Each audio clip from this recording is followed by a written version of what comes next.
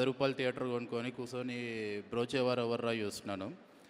అంటే నాకు ఎందుకు నాతో మాట్లాడుతున్నాడు ఈడు అనే ఫీలింగ్ ఎందుకు వచ్చిందంటే ఇది చెప్పొచ్చో లేదో చెప్పేస్తా. ఓకే.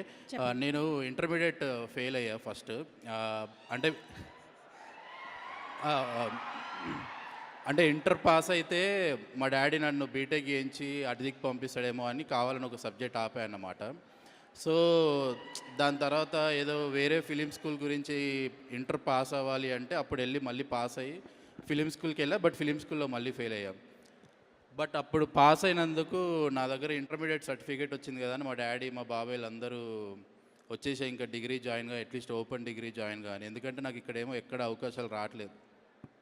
సరే వీళ్ళందరూ నన్ను ఎందుకు అడుగుతున్నారు ఇప్పుడు 2 ఇయర్స్ తర్వాత బీటెక్ జాయిన్గా డిగ్రీ జాయిన్గా ఆలోచిస్తే మేబీ ఇంటర్మీడియట్ సర్టిఫికేట్లు ఉన్నాయి కాబట్టే కదా అని చెప్పేసి ఓ రోజు కోపం వచ్చి 7th క్లాస్ నాది board exam, 7th 10th intermediate అన్నీ తగలబెట్టాను అన్నమాట.